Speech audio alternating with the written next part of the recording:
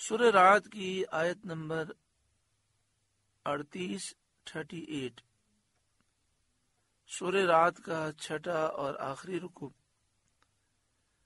اور 13ویں پارے کا 12واں رکوع۔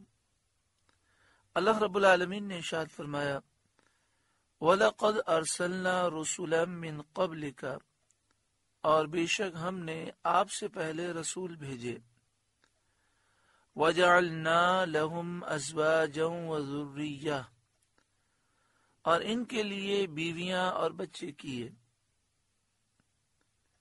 اس آیت کریمہ کا شان نزول یہ ہے کہ کافروں نے سید عالم صلی اللہ علیہ وآلہ وسلم پر یہ اعتراض کیا تھا کہ وہ نکاح کرتے ہیں، اگر نبی ہوتے تو دنیا ترک کر دیتے، بیوی بچے سے کچھ واسطہ نہ رکھتے۔ اس پر یہ آیت کریمہ نازل ہوئی اور انہیں بتایا گیا کہ بیوی بچے ہونے نبوت کے منافی نہیں ہیں،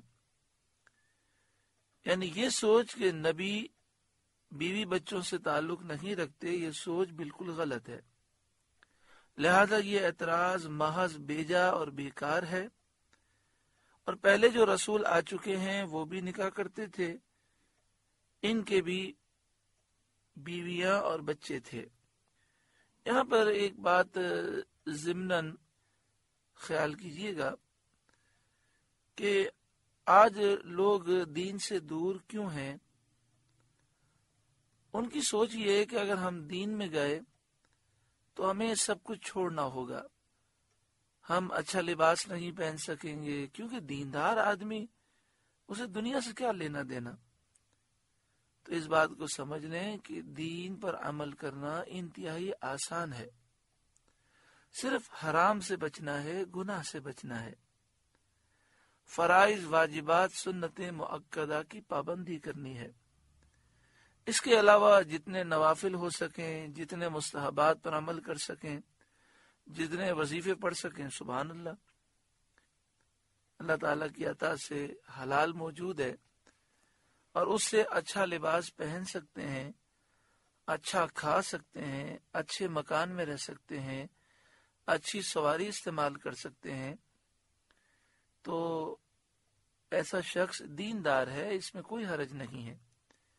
بس غرور نہ ہو، تکبر نہ ہو، ریاکاری دکھلاوا نہ ہو، نمود و نمائش نہ ہو، مسلمانوں سے حسد کینہ بغض عداوت نہ ہو،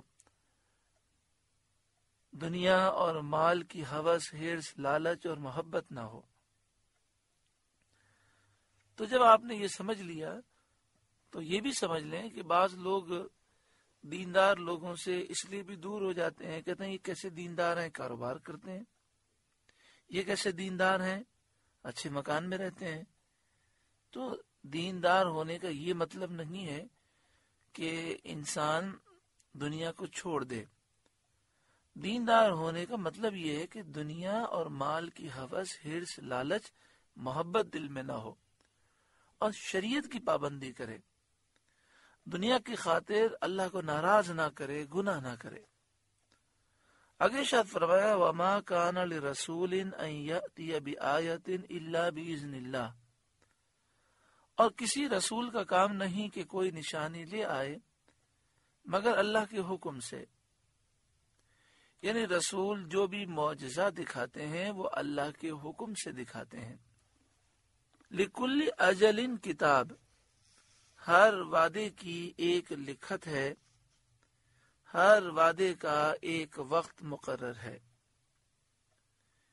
اس سے مقدم اور مؤخر نہیں ہو سکتا، نہ اس سے پہلے یہ وعدہ پورا ہوگا نہ اس کے بعد تاخیر ہوگی، چاہے وہ وعدہ عذاب کا ہو یا کوئی اور وعدہ ہو۔ یمحو اللہ ما یشاء ویثبت، اللہ جو چاہے مٹاتا اور ثابت کرتا ہے۔ حضرت سعید بن جبیر اور حضرت قتادہ رضی اللہ تعالی عنہما نے اس آیت کی تفسیر میں فرمایا اللہ جن احکام کو چاہتا ہے منسوخ فرماتا ہے، جنہیں چاہتا ہے باقی رکھتا ہے۔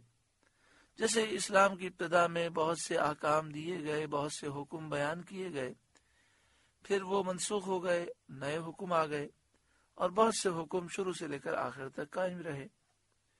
حضرت سعید بن جبیر رضی اللہ تعالیٰ عنہ کا ایک قول یہ بھی ہے کہ بندوں کے گناہوں میں سے اللہ جو چاہتا ہے مغفرت فرما کر مٹا دیتا ہے، اور جو چاہتا ہے ثابت رکھتا ہے۔ حضرت اکرمہ رضی اللہ تعالیٰ عنہ کا فرمان ہے، اللہ تعالیٰ توبہ سے جس گناہ کو چاہتا ہے مٹاتا ہے اور اس کی جگہ نیکیاں قائم فرماتا ہے۔ اس آیت کی تفسیر میں اور بھی بہت سارے اقوال ہیں۔ وَعِندَهُ أُمُّ الْكِتَابِ، اور اصل لکھا ہوا اللہ ہی کے پاس ہے، جس کو اللہ نے ازل میں لکھا، یہ علم الہی ہے۔ یا وَعِندَهُ أُمُّ الْكِتَابِ میں ام الکتاب سے مراد لوح محفوظ ہے، جس میں تمام کائنات اور عالم میں ہونے والے تمام واقعات، جملہ حوادث اور تمام اشیاء لکھی ہوئی ہیں، اور اس میں تغیر و تبدل نہیں ہوتا، اس میں تبدیلی نہیں ہوتی۔ یہاں پر اس بات کو یاد رکھیے گا کہ تقدیر کی 3 قسمیں ہوتی ہیں۔ جو تقدیر مبرم حقیقی ہے اس میں تبدیلی نہیں ہوتی، اللہ تعالی نے اٹل فیصلہ فرمایا، اس میں تبدیلی نہیں ہوتی۔ اور 2 تقدیریں ایسی ہوتی ہیں کہ ان میں سے ایک تقدیر کا تعلق یہ ہے کہ اس میں لکھا ہوتا ہے کہ اگر فلاں شخص نے یہ کام کیا تو یہ مصیبت سے بچ جائے گا، اور اگر یہ کام نہیں کیا تو یہ مصیبت آئے گی۔ مثلا فلاں دن فلاں وقت اسے اتنا بڑا حادثہ ہوگا، لیکن اللہ کی راہ میں مال خرچ کرے گا، صدقہ کرے گا تو حادثے سے بچ جائے گا۔ یہ بھی تقدیر کی ایک قسم ہے۔ اور تقدیر کی ایک قسم وہ ہوتی ہے کہ لوح محفوظ میں تو لکھا ہوتا ہے کہ یہ ہوگا، لیکن اللہ تعالی جانتا ہے کہ اگر کوئی اللہ کا خاص بندہ دعا کرے گا تو اس کی دعا و توجہ سے یہ مصیبت ٹل جائے گی۔ اسی کے متعلق حضور غوث اعظم رضی اللہ تعالیٰ عنہ فرماتے ہیں کہ میں تقدیر کو بھی بدل دیتا ہوں۔ اس سے مراد وہ تقدیر ہے۔ تو اب چونکہ ہمیں نہیں معلوم کہ یہ جو معاملات ہیں اس میں ہماری تقدیر میں کیا لکھا ہوا ہے، اس لیے ہمیں چاہیے کہ ہم اچھے سے اچھا کریں، خوب دعائیں کریں، خوب نیک اعمال کریں، خوب اللہ کی راہ میں مال خرچ کریں، صدقے سے بلائیں ٹلتی ہیں، مصیبتیں آفتیں ٹلتی ہیں، بیماریاں ٹلتی ہیں، خوب اللہ کی راہ میں مال خرچ کریں، اور اللہ کے نیک بندوں کے مزارات پر حاضری دیں، ان سے دعا کا عرض کریں۔ اللہ کے نیک بندے جو حیات ہیں ان کی خدمت سے برکتیں حاصل کریں، دینی محفلوں میں آئیں، قرآن پاک کی تلاوت کریں، خوب نماز کی پابندی کریں۔ یہ ہمارا کام ہے۔ گناہ کر کے انسان اپنے ہاتھ پر ہاتھ رکھ کر بیٹھا رہے اور کہے کہ جی تقدیر میں لکھا ہوا تھا اس لیے ہو گیا، ایسا سوچنا اور ایسا کہنا منع ہے۔ پوری تقدیر کی تفصیل باہر شریعت کتاب کے پہلے حصے میں موجود ہے، وہاں سے آپ ضرور مطالعہ کریں۔ یہ بھی بات یاد رکھیں، تقدیر پر ایمان رکھنا ضروری ہے، اس پر بحث کرنا منع ہے۔ حضرت صدیق اکبر اور حضرت عمر رضی اللہ تعالیٰ عنہ تقدیر کے مسئلے پر بحث کر رکھے تھے تو نبی اکرم صلی اللہ علیہ وآلہ وسلم نے منع فرما دیا۔ آپ صلی اللہ علیہ وآلہ وسلم نے فرمایا کہ میری امت میں جو تقدیر کا انکار کریں گے وہ میری امت کے مجوسی ہوں گے۔ اچھا کام کر کے نسبت تقدیر کی طرف کی جائے، میں نے اچھا کام کیا اس لیے کہ تقدیر میں لکھا تھا۔ برا کام کر کے تقدیر کی طرف نسبت کرنا منع ہے، بلکہ انسان اللہ تعالیٰ کی بارگاہ میں توبہ کرے، اور جب نقصان ہو جائے تو یہ تصور کرے کہ میرے گناہوں کی نحوست ہے۔ باقی ایمان یہی ہونا چاہیے کہ تقدیر میں سب کچھ لکھا ہے، جو لکھا ہے ہمارا اس پر ایمان ہے، اس پر ابحاث اور بحث نہیں کرنی چاہیے، کیونکہ ہماری عقلیں اس گہرائی کی بات کو سمجھنے سے قاصر ہیں۔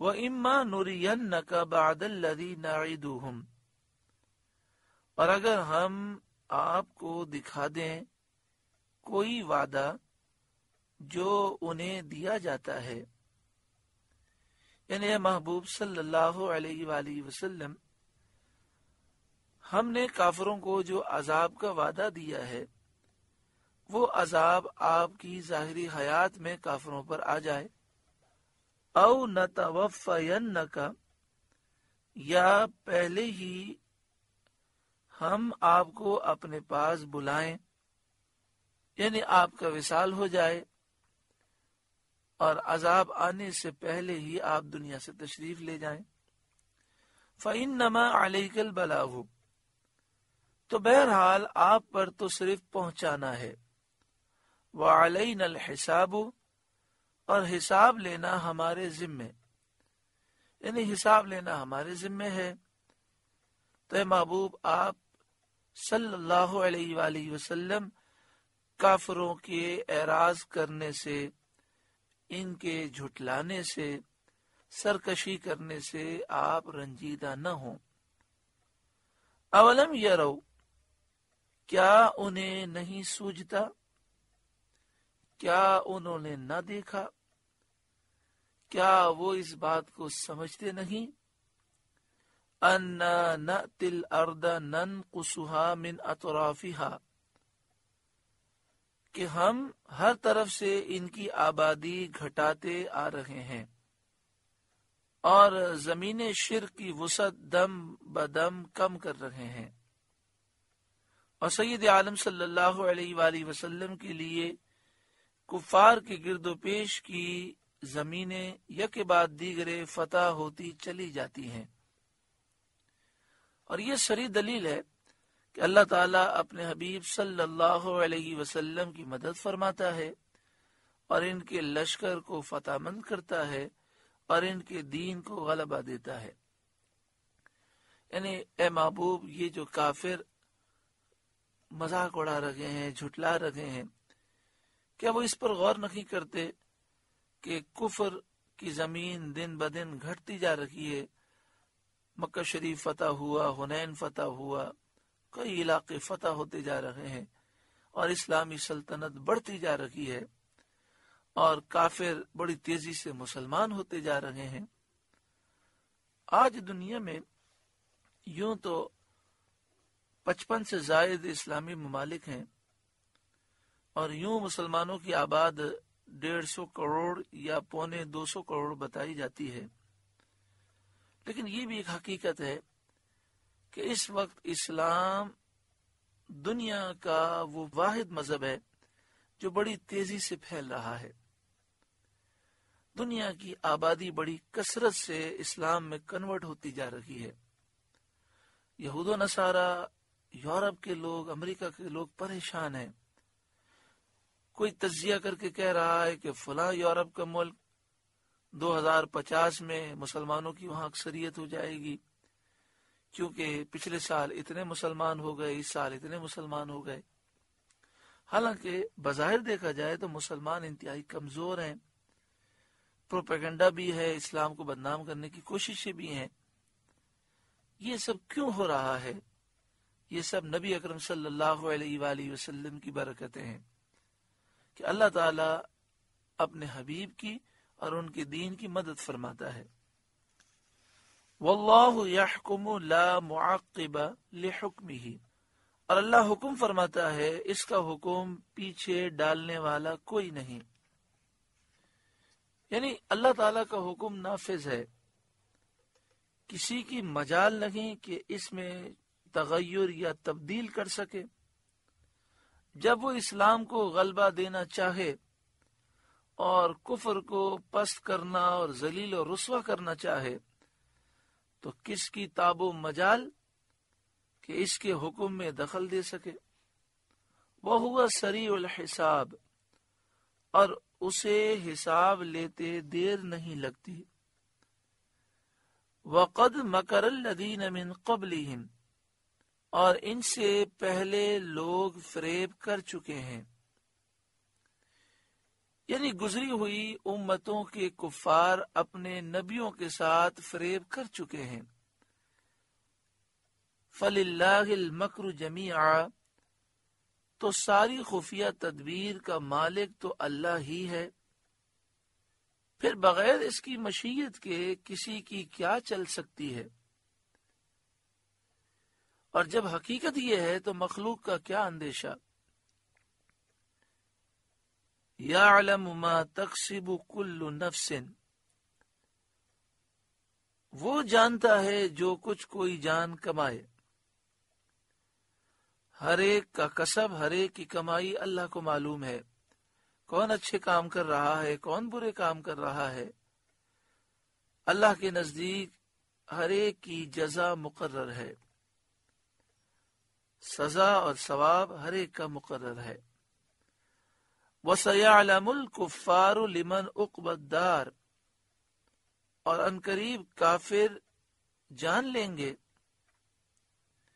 کسے ملتا ہے پچھلا گھر، یعنی کافر عنقریب جان لیں گے کہ راحت آرام آخرت صرف اور صرف مومنین کے لیے ہے، اور وہاں کی ذلت و رسوائی اور خواری کفار کے لیے ہے۔ وَيَقُولُ الَّذِينَ كَفَرُوا، اور کافر کہتے ہیں لست مرسلا، تم رسول نہیں۔ قل، اے محبوب آپ فرمائیے، کفا باللہ شہیدا بینی و بینکم، اللہ گواہ کافی ہے مجھ میں اور تم میں، جس رب نے میرے ہاتھوں میں معجزات باہرہ اور آیات قاہرہ ظاہر فرما کر میرے نبی مرسل ہونے کی شہادت دی، یعنی اللہ تعالی نے مجھے روشن معجزات عطا فرمائے، ایسی نشانیاں عطا فرمائیں جو ہر ایک پر غالب ہے۔ تو ان دلائل سے اللہ تعالی نے میرے نبی مرسل ہونے کی گواہی دی۔ وَمَنْ عِنْدَهُ عِلْمُ الْكِتَابِ، اور وہ جسے کتاب کا علم ہے، یعنی اللہ کی گواہی کافی ہے، اور جو توریت انجیل زبور کے جاننے والے علماء ہیں اور وہ نبی اکرم صلی اللہ علیہ وسلم پر ایمان لائے، ان کی گواہی کافی ہے۔